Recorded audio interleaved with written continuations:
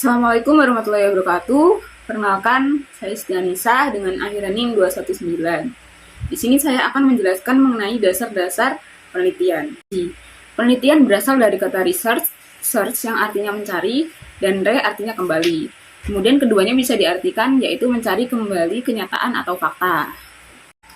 Penelitian adalah proses menarik kesimpulan atau cara pemecahan masalah berdasarkan data dengan menggunakan langkah-langkah perumusan masalah, penyusunan kerangka berpikir, pengajuan hipotesis, pengujian hipotesis, dan penarikan kesimpulan. Penelitian menurut para ahli. Menurut Chopper and Emory pada 95, itu penelitian merupakan suatu sistematik yang bertujuan untuk menyediakan informasi untuk memecahkan suatu masalah.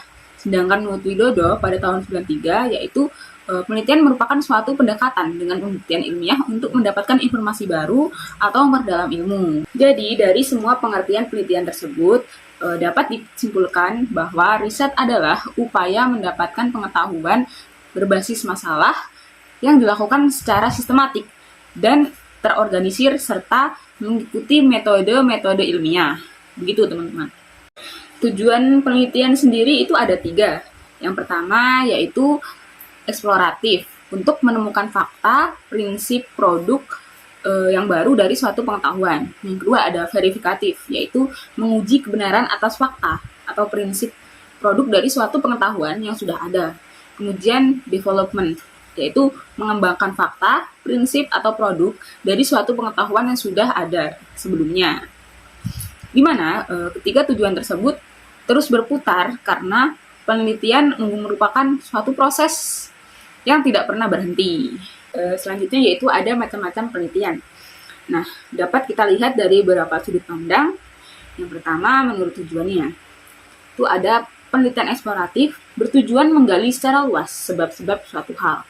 Kemudian penelitian verifikatif itu tentu saja untuk mengecek kebenaran dari sebuah hasil penelitian yang telah dilakukan atau menguji teori-teori sebelumnya. Kemudian ada teori development, itu bertujuan untuk membangun atau mengembangkan suatu hal. Menurut prosesnya, penelitian ada penelitian dokumenter, itu adalah jenis studi pertanyaan yang menggunakan dokumen resmi dan pribadi sebagai sumber informasi. Dan penelitian eksperimen dapat dilakukan dalam beberapa situasi. Salah satunya karena peneliti ingin mengetahui adanya hubungan sebab akibat antara variabel bebas dan variabel terikat. Menurut taraf kesimpulan, yaitu penelitian deskriptif. Yaitu penelitian yang bertujuan untuk mendapatkan gambaran yang benar mengenai sesuatu objek. Kemudian penelitian analitis, yaitu penelitian yang bertujuan untuk menguji suatu kebenaran dari pendapat seseorang gitu. Kemudian ada lagi menurut tempat, itu ada penelitian laboratorium, penelitian perpustakaan, penelitian lapangan. Kemudian menurut pemakaiannya ada satu penelitian murni, itu penelitian yang dilakukan untuk pengembangan ilmu pengetahuan baru gitu. Dan ada lagi penelitian terapan, itu penelitian yang bertujuan untuk memecahkan masalah-masalah kehidupan praktis atau kehidupan di masyarakat. Dan ada metode. Menurut metodenya, penelitian itu ada 2. Penelitian kuantitatif, yaitu penelitian yang menggunakan data kuantitatif, maksudnya angka. Datanya itu berupa angka. Kemudian penelitian kualitatif, itu penelitian yang menggunakan data-data kualitatif, yang mana termasuk data kualitatif adalah contohnya seperti saja kalimat, kata, skema, pernyataan, gambar, dan indeks-indeks tertentu. Selanjutnya yaitu kemampuan yang harus dimiliki oleh peneliti. Yang pertama yaitu kemampuan keilmuan. Nah, peneliti itu harus mempunyai kemampuan di bidang ilmu tertentu untuk dapat melakukan penelitian. Kemudian masalah.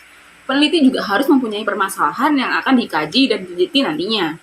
Kemudian sumber daya pendukung. Peneliti itu harus mempunyai sumber daya pendukung. Contoh saja biaya, tenaga, waktu, sarana, atau fasilitas. Kemudian metodologi penelitian. Peneliti itu harus mampu memilih atau menggunakan metode penelitian yang tepat.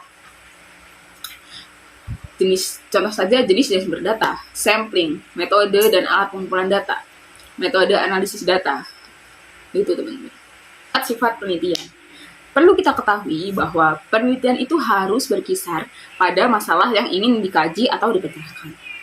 Kemudian penelitian juga harus mendukung unsur originalitas. Originalitas harus berdasarkan pada pandangan ingin tahu, harus berdasarkan pada asumsi bahwa suatu fenomena itu mempunyai hukum untuk menemukan generalisasi. Studi tentang sebab akibat, menggunakan pengukuran yang akurat, menggunakan teknik yang secara sadar diketahui. Etika penelitian. Selain didasarkan pada kaidah-kaidah ilmiah atau metode-metode ilmiah, nah, pelaksanaan penelitian ini juga harus mengikuti etika penelitian. Etika penelitian ini berkaitan dengan norma-norma yang ada di masyarakat. Yang pertama yaitu norma sopan santun. Jadi peneliti itu harus memperhatikan konvensi dan kebiasaan di dalam tatanan di masyarakat. Yang kedua ada norma hukum. Apabila terjadi pelanggaran, maka peneliti akan dikenakan sanksi. Yang ketiga yaitu norma moral. Peneliti itu harus mempunyai itikat dan kesadaran yang baik dan jujur dalam penelitiannya. Contoh saja, pelanggaran etika yang pertama itu penelitian. Pengubahan data atau informasi, pemanipulasian data atau informasi, jadi datanya itu nanti tidak valid. Kemudian ada penyalahgunaan informasi, ada pengakuan dan penggunaan data atau informasi tanpa izin. Yang keempat yaitu publikasi hasil penelitian tanpa izin. Yang kelima tidak merahasiakan sumber data yang semestinya dirahasiakan dan tidak menghormati responden. Ada lagi yang paling sering ini menjiplak hasil penelitian orang lain tanpa izin atau plagiasi. Kemudian ada tidak menyusun hasil laporan penelitian. Jadi setelah kita meneliti, itu kita harus menyusun laporan hasil penelitian. Nah, itu yang dinamakan etika-etika dalam melakukan penelitian. Kriteria seorang peneliti. Nah, jadi seseorang peneliti itu harus memenuhi kriteria-kriteria berikut ini. Yaitu yang pertama, kompeten atau menguasai dan mampu melakukan bidang penelitian sesuai dengan bidang penelitiannya. Dan objektif atau tidak mencampur adukan pendapat sendiri dengan kenyataan yang ada. Kemudian jujur atau tidak memaksakan unsur subjektivitas kita ke dalam fakta. Faktual, yaitu bekerja berdasarkan fakta. Terbuka, bersedia menerima masukan dari orang lain. Bersedia diuji kebenarannya, hasil penelitiannya oleh orang lain. Ini itu teman-teman. Oke, itu saja pemaparan materi dari saya. Semoga bermanfaat. Terima kasih. Wassalamualaikum warahmatullahi wabarakatuh.